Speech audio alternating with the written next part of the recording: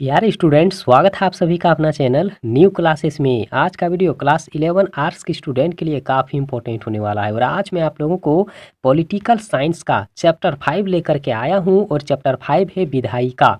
अगर इस चैप्टर को आप लोग पढ़ लेते हैं तो फिर इनसे जितने सारे प्रश्न एग्जाम में पूछे जाएंगे आप लोगों को फिर सोचना नहीं पड़ेगा। बस आप लोग इस वीडियो को अंत तक देख लीजिए।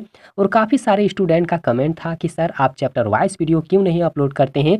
तो अभी मैं कुछ दिनों से बिल्कुल चैप्टर वाइज वीडियो अपलोड कर रहा हूँ और इनसे पहले हर एक मॉडल पेपर का सॉल्यूशन आप लोगों को मेरे चैनल में मिल जाएगा। तो आप लोगों को एक थोड़ा मेहनत करना पड़ेगा, मेरे चैनल के प्लेलिस्ट में आप लोगों को जाना पड़ेगा और वहाँ पर आप लोगों को हर एक वीडियो मिलेगा। ठीक है, आप लोग जा करके देख लीजिए। और काफ़ी सारे स्टूडेंट नए होंगे तो आप लोग चैनल को सब्सक्राइब करके ज़रूर रख लीजिए। और यहाँ पर देख लीजिए, यहाँ पर स्मरणीय प्रश्न है और ये भी काफ़ी इंपॉर्टेंट होता है एग्जाम के लिए। तो आप लोग देख लीजिए और उसके बाद में एमसीक्यू प्रश्न में आप लोगों को आगे बताता हूँ। ठीक है, तो यहाँ सबसे पहला चीज़ आप लोग नोट करते चलिए। यहाँ पर आप लोग देख लीजिए कि संसदीय प्रणाली में राज्य का मुखिया कौन होता है। यहाँ पर देख लीजिए, तो संसदीय प्रणाली में राज्य का मुखिया संसद का अंग माना जाता है। ठीक है, क्या माना जाता है? तो मुखिया जो होता है ना वो संसद का अंग माना जाता है। आप लोग लिखते चलिएगा। आगे देख लीजिए, विधानमंडल सरकार का वह अंग होता है जो कानून का निर्माण करता है। ठीक है, विधानमंडल क्या करता है? विधानमंडल क्या करता है? तो वो कानून का निर्माण करता है। ठीक है, आगे यहाँ पर देख लीजिए, सभी लोकतंत्रीय राज्यों में संविधान में संशोधन का अधिकार विधानपालिका के पास में होता है। और ये भी पॉइंट काफ़ी इंपॉर्टेंट है, आप लोग लिखते चलिए और याद करते चलिए। आगे यहाँ पर देख लीजिए कि संसदीय सरकार में कार्यपालिका अर्थात आप लोग बोल सकते हैं मंत्रिमंडल, ठीक है, अपने कार्यों और नीतियों के संचालन के लिए विधान पालिका के प्रति सामूहिक यप में उत्तरदायी होता है। ठीक है, इस पॉइंट को आप लोग लिख लीजिए और लिखने के बाद उसको 2-3 बार पढ़ लीजिए। ठीक है, याद हो जाएगा। आगे यहाँ पर देख लीजिए, जो अगला यहाँ पर दिया हुआ है कि बजट के 2 भाग होते हैं। ठीक है, बजट के कितने भाग होते हैं? तो 2 भाग होते हैं। तो दोनों पॉइंट यहाँ पर आप लोग नोट करते रहिए। ठीक है, यहाँ पर देख लीजिए, आय होगा और दूसरा में व्यय होगा। ठीक है, आगे यहाँ पर आप लोग देखिए, जो अगला यहाँ पर पॉइंट है कि कानून बनाने के लिए जो प्रस्ताव या फिर प्रारूप संसद में पेश किया जाता है उसे बिल कहा जाता है या फिर उसे विधेयक कहा जाता है। और ये परीक्षा में ज़रूर पूछेगा, आप लोग नोट करके रख लीजिए। ठीक है, आगे यहाँ पर देख लीजिए, लोकसभा के अध्यक्ष का चुनाव लोकसभा के सदस्यों के द्वारा ही किया जाता है और ये भी पॉइंट काफ़ी इंपॉर्टेंट है। अब देख लीजिए, यहाँ पर आगे एमसीक्यू प्रश्न ये भी काफ़ी इंपॉर्टेंट है एग्जाम के लिए। तो यहाँ पर एक एक प्रश्न को आप लोग लिखते चलिए ताकि जल्दी से याद हो जाए। ठीक है, तो यहाँ पर देख लीजिए, वर्तमान में लोकसभा की कुल सदस्य संख्या हो सकती है या फिर कितनी होती है? तो याद रखना है आप लोगों को 545 और ये बिल्कुल डी ऑप्शन करेक्ट होगा।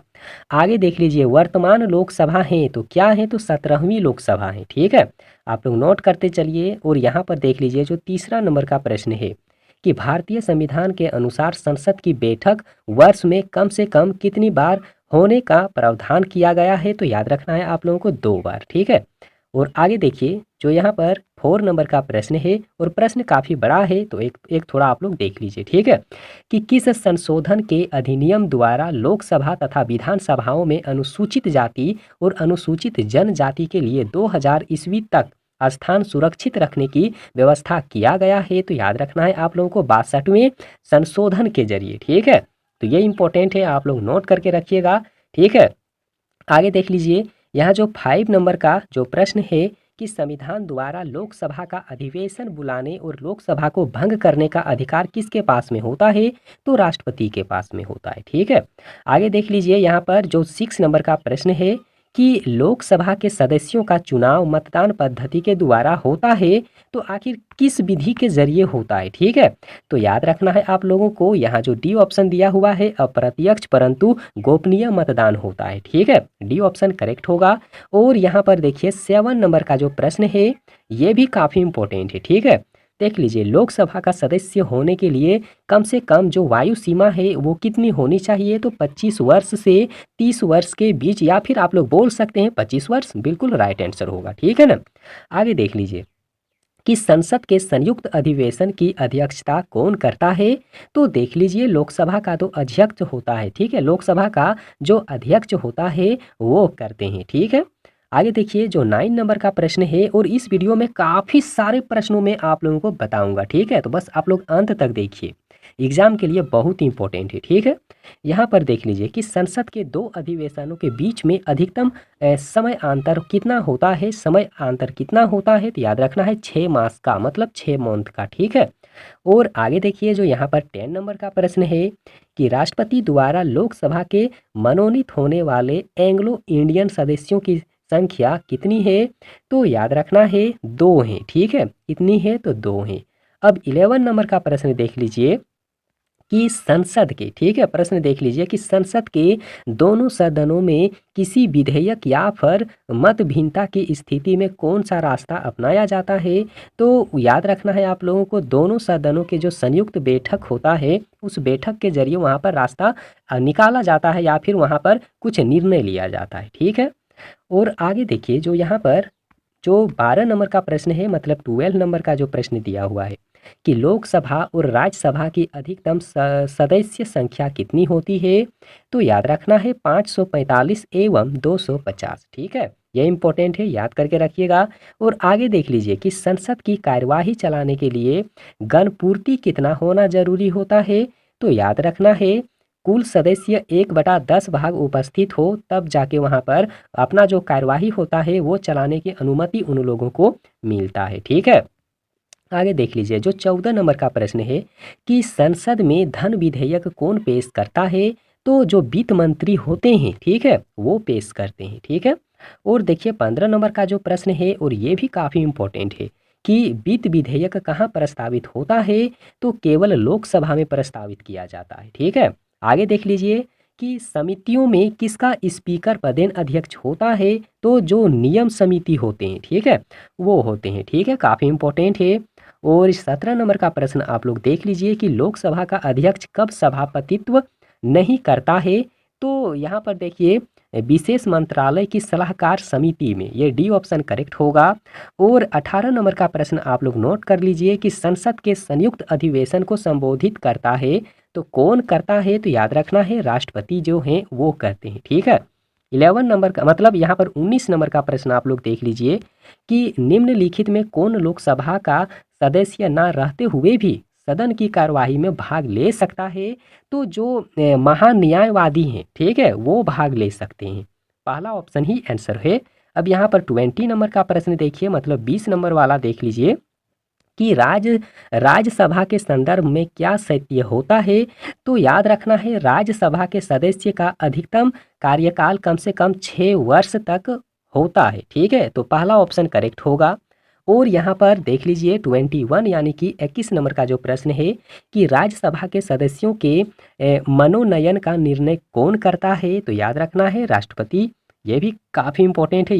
देखिए काफ़ी सारा प्रश्न जो है वो इम्पोर्टेंट है, जब तक आप लोग पढ़िएगा नहीं, जब तक याद नहीं करिएगा, जब तक लिखिएगा नहीं, तो फिर आप लोगों को याद नहीं होगा। आप लोग सोचते हैं कि वीडियो देख लेंगे तो याद हो जाएगा, याद नहीं होगा। आप लोग नोट करते चलिए, ठीक है।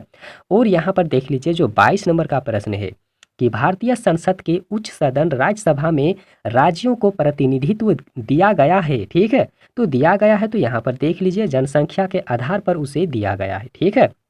और यहाँ पर देखिए जो 23 नंबर का प्रश्न है कि निम्नलिखित में किस सदन का अधिकारी सदन का सदस्य रहे बिना भी उसके सभापति का कार्य कर सकता है। तो इसका राइट आंसर आप लोग देख लीजिए राज्यसभा होगा, ठीक है। क्या होगा तो राज्यसभा होगा। अब यहाँ पर 24 नंबर का प्रश्न भी आप लोग नोट कर लीजिए कि निम्नलिखित में किस प्रकार से राज्यसभा का सभापति पद ग्रहण करता है। तो इसका जो फर्स्ट ऑप्शन है निर्वाचित जनप्रतिनिधियों द्वारा निर्वाचित होता है। और ये इम्पोर्टेंट है आप लोगों के लिए, आप लोग याद करके रख लीजिएगा। हो सकता है कोई भी प्रश्न एग्जाम में आ जाए, तो सब्जेक्टिव पढ़ना और यहाँ मतलब देख लीजिए जो चैप्टर वाइज होता है, ठीक है, वो पढ़ना काफ़ी इम्पोर्टेंट है आप लोगों के लिए। और यहाँ पर देख लीजिए 25 नंबर का जो प्रश्न है कि राज्यसभा का सभापति कौन होता है। तो कौन होता है, उपराष्ट्रपति होता है। 26 नंबर का प्रश्न देखिए राज्यसभा के कितने सदस्यों को राष्ट्रपति मनोनीत करता है। तो 12 सदस्यों को मनोनीत कर सकता है। अब यहाँ पर 27 नंबर का प्रश्न आप लोग नोट कर लीजिए कि राज्यसभा के सदस्यों की निर्वाचन प्रक्रिया होता है। तो याद रखना है जो बी ऑप्शन है बिल्कुल करेक्ट आंसर होगा कि आनुपातिक निर्वाचन के आधार पर एकल संक्रमणीय मत पद्धति, ठीक है, बी ऑप्शन करेक्ट होगा। थोड़ा लंबा है लेकिन याद तो करना है ना आप लोगों को। अब 28 नंबर का प्रश्न देख लीजिए कि राज्यसभा के कितने सदस्य होते हैं, तो 250 सदस्य होते हैं, ठीक है। और 29 नंबर का प्रश्न भी आप लोग देख लीजिए कि राज्यसभा के सदस्य कितने समय के लिए चुने जाते हैं, तो 6 वर्षों के लिए चुने जाते हैं। आगे देख लीजिए कि राज्यसभा के 1/3 सदस्य कितने वर्षों में अवकाश प्राप्त करते हैं, तो प्रत्येक 2 वर्षों में, ठीक है, प्रत्येक 2 वर्षों में। अब यहाँ पर अगला प्रश्न भी देख लीजिए कि राज्यों के प्रतिनिधियों के अलावा राज्यसभा में और कितने सदस्य होते हैं, तो 12 मनोनीत सदस्य होते हैं। अब यहाँ पर देख लीजिए जो इस वीडियो का बिल्कुल अंतिम प्रश्न है, ठीक है, कि राज्यसभा वित्त विधेयक को कितने समय के लिए विलंबित कर सकती है, तो 14 दिनों के लिए उसे विलंबित कर सकते हैं, ठीक है। और ये था आप लोगों के लिए बिल्कुल एमसीक्यू प्रश्न, ठीक है। और इसके बाद में भी हम काफ़ी सारा वीडियो आप लोगों के लिए अपलोड करेंगे, तो आप लोग चैनल को सब्सक्राइब नहीं किए हैं तो कर लीजिए और साथ ही बेल आइकन को भी ज़रूर दबाइएगा। और वीडियो कैसा लगा आप लोगों को, वीडियो को लाइक करिए, अपने दोस्तों के पास में ज़रूर शेयर कर दीजिए, उन्हें भी ज़रा खबर कर दीजिए, बता दीजिए। और वीडियो देखने के लिए बहुत बहुत धन्यवाद।